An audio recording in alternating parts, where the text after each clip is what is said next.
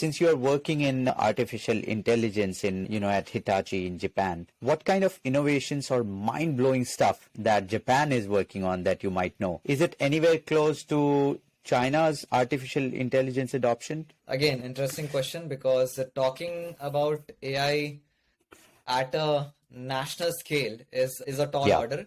But Right. whatever data that I am aware of, so Japan has been very good with one aspect of AI, which is robotics, and that we have been hearing about since, again, as at least I was a kid, that Japan is very aggressive into robotics. Now, let me first answer this part of Japan's status as per my understanding goes with respect to AI adoption. There was one survey surprising that Japan is the leader in terms of AI adoption, ahead of the big names that we hear, US and China, which is surprising to hear, because you keep hearing these news from Google, Facebook, and even from China, Baidu, and I don't know, a bunch of other companies that are present there.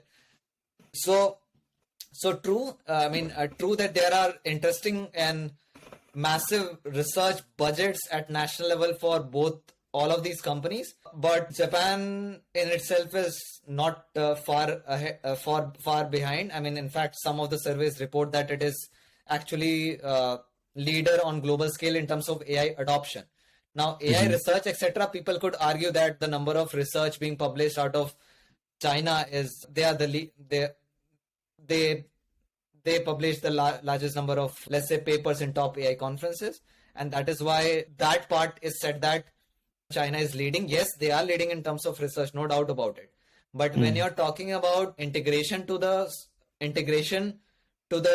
actual system, the practical aspects that we are talking about, the point that you raised about infrastructure, no doubt that China also have invested heavily onto developing of their infrastructures in the past many decades, and that is why they are at a stage where if they have to deploy a AI solution, the infrastructures already exist, so they can do it. Definitely there is an ethical side to it. Like, we keep hearing about the massive surveillance which is happening it is happening in one form or the other, maybe in every nation, but more prominent we hear in China. So the idea that you're having interconnected CCTV networks across your nation, tomorrow you want to deploy an AI system, you could do that. But first have that infrastructure in place.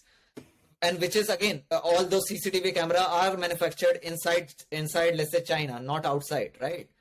So having this infrastructure to make and produce the infrastructures on the top of which the AI systems can be deployed, China has been working at that. And Japan is no different. Japan, the way Japan has raised, it has the during and post-industrial revolution, it has come to a place where it invested in those primary manufacturing industries.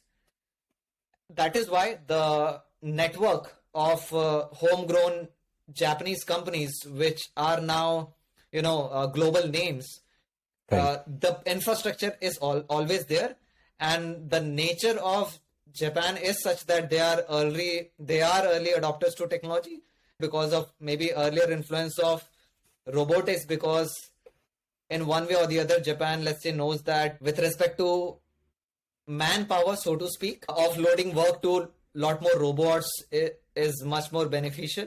So in that way, Japan has been investing for a long time into robotics as well. So why? Again, because infrastructure is there. That is why Japan has been able to do it. And it is definitely not surprising to see that in adoption wise, they are at a position where they can adopt very quickly, and they are actually adopting very quickly. With respect to how far even different countries are with respect to China, as I said, one metric which comes out in news right now is AI research, which is definitely, they are doing a lot of research. Basically, a lot of manpower has been pushed towards AI, and definitely China by no means is very far behind implementation as well. But because, again, it being a closed system, we don't know much about at what level things are happening. So comparing becomes a pretty tricky aspect. So yeah, I mean, definitely in some aspect, let's say even US is scared about how they deal with systems, right? So Yeah, so because of that, comparison is tricky. But if we try to understand the underlying principle which will make a country thrive for AI adoption, that is definitely the presence of its manufacturing layer. What is Yeah. your opinion on India then, AI adoption in India? Yeah, so see, let's take a step back and see that, we if we talk about the momentum of AI adoption, and we hear that in physics, we hear that it has two components, mass versus the vector for velocity. Right. But let's say the model that we are trying to build to predict this AI adoption rate, let's say we're trying to do it. One component will be the agents which will allow the AI adoption to happen. So I talked about the physical layer which is present in the form of manufacturing for, let's say, Japan or China or US or maybe some other countries. Now and I'm talking across sectors. So Right. Across sectors. So so it is not that one country is only industry largely dependent on oil production and not on, let's say, producing steel to build certain infrastructure. I'm talking across the board. So in that way, where India is lacking currently is that India does not have, India has some big names definitely for, steel, etc. Definitely a lot of big names are there. But across the board, if we see, we are way far behind in manufacturing. India has a lot of brain power software wise. Right now, Bangalore is said to be Silicon Valley of Sure. India. So, right from the days when India was looked as a call center of the world, now it is being looked at R&D center of the world by, all these big companies are opening their R&D center in India. So brain power is there. But when India is to build its own AI infrastructure, an infrastructure on which AI can be adopted, that is where we are lacking right now. Look at the amount of hardware startups that China can have versus Japan or versus India versus US. India is far behind there because of various reasons. And that is where how economy has evolved in India under various influences, all of this comes into play. But ground reality is that is where it is lacking currently. And that is where larger of the focus of India should be if India is to be a global leader. Because, if you see very fundamentally, the AI, you develop the smartest algorithm, but the AI system that you are running, the hardware that you are running is coming off of China. Correct. How can you be confident about, workings of the system, right? And this is not to blame. Yeah, this is not to blame China, by the way, but any nation for that matter. Yes. At national level, when one nation is leading at global level, there can be some foul play involved. Yeah, that was history teaches us, and all this talk about geopolitics, etc. So it is a very, fascinating aspect that how AI, like one of the leading researchers and angel investor out of China, Kai-Fu Lee, I believe, if I'm pronouncing his name correctly. He wrote a book. Yeah. He wrote a book on AI superpowers and China's role in it. Yeah. So, you would not have even thought about that book influencing where a technology is having influence on its political stability. Like, think about that. So that stability is deeply rooted into this building on this infrastructure. And that is where in my mind India is lacking. India is growing there. I can definitely say that. Of late, in the past couple of years, a lot of hardware startups have been growing up in India. Right. But there is some way to go because China is already far ahead in that aspect. Sure. So that's there. No, you were saying something. Yeah, I think it's a great point what you raised about India, and the comparison cannot be done with respect to China because China is a closed system. We are scared about, the world is scared about what they're building, and they're so strong and they're publishing these reports every now and then. But I think if I come back to India, I really like your point that network is still not there, that resources are still not there. But I think on the hindsight, if we see the positive aspect of it is that we have a lot of push from the current government and from the previous ones about helping, young people going into research and going into making their startups. And then, this is just the beginning. I mean, probably in the next decade, we will see a lot of new young people going straight away into AI and AI research. So I think huge potential there. Yeah. I mean, see, no doubt about India's potential. Like even at global scale, everyone realizes that what potential India possesses. I mean, see, any innovation that is happening in a country is a function of ingenuity and innovation that individuals themselves and in a group can do.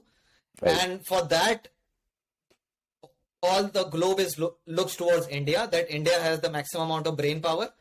It is just that because of various conditioning, etc., to reach that fit where we can come out of the shackles, Indians can come out of the shackles and think about that they can build stuff which I mean, already there are stuff which is represented at global scale.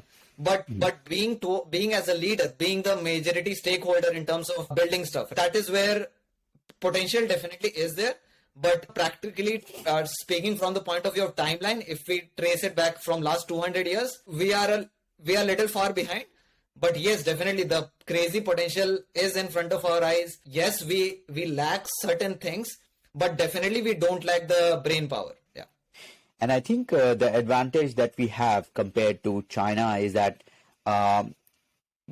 we are more open towards, democracy in artificial intelligence or bringing new ideas to the country and then sharing new ideas with the world. For the last 2 decades, we have seen that our technologists, including you, myself, we have moved out of the country to find great jobs, to find new careers. And so I think that is where our advantage is, which China sort of lacks it because they are sort of stay in their own bubble kind, although they are doing a huge amount of work inside their bubble as well. I just wanted to mention a few data points. For example, China has blocked Google access, right? Right. And that is why they have their own search engines, correct? Right. And various other services for that matter. Like WhatsApp is blocked. That is why they have WeChat. So what I'm trying to hint at is maybe the way something is functioning at a national level, it being again the double-edged sword that we're talking about. Yeah. So definitely there are demerits and a lot of bad things happen because of absence of, let's say, a particular form of government which is beneficial for most people. But then again, what many have argued is that because of such a system, such a closed system, the technologists of China were forced to build their own stuff. I'm not saying having a dictatorship rule that not to import anything from outside world. I'm not talking about that. No. Yeah. But more talking about having policies in place such that the priority is given for homegrown solution. If that is to be the case, then people can. There are right forces around, because think about this fact that if you are in China and let's say Google was not blocked and you have right set of skills to build your own search engine. Which angel investor is going to give you money to beat Google? But if they know that Google is blocked in their demographic, they know that the people need a search engine, and here are a group of people who can build that search engine. The right set of conditions are met, then people are pouring in money to build that. So this is a very small and contrived example. I'm sure I'm missing out on many others, but the idea that there should be, so basically I'm trying to think about best of both worlds, where you have free market where you can import stuff, etc., but you also have right set of policies at place where your homegrown solutions are prioritized. And by prioritize, I mean that actually right set of conditions are met. So the angel investor thing that I talked about, I mean, if there is a group of angel investors right now in India, let's say, who can pool in money to build their own search engine for that matter, because India has its own problem. We have 22 scheduled languages, not 1, 2, but 22 scheduled languages, and 22 are scheduled languages. There are many which are not scheduled. So, I mean, to, let's say, provide access to information, yes, we have Google, which is available in all the languages, but after doing, I mean, definitely Google has been making strides by releasing all these big NLP models in the later years. But just 5 years or 5-6 years ago, the translation quality of Google Translate for Indian languages was not great for many of the languages, for example, Malayalam, etc. Because again, it is tackling those language problems for, apart from just English, is a big challenge. Yes. So the point I'm trying to make is, if someone wants to build a search engine for all the languages which are supported in India, let's say, okay, and this is a homegrown Indian solution, do we have a network of investors which can fund that startup? Now, I mean, money is just one aspect I'm talking about, but many other layers are to be required there. Definitely, we need to have talent as well. So, like talent building for India. I mean, wherever they gain experience, but in some form of the other, they can contribute something back to India. Yeah.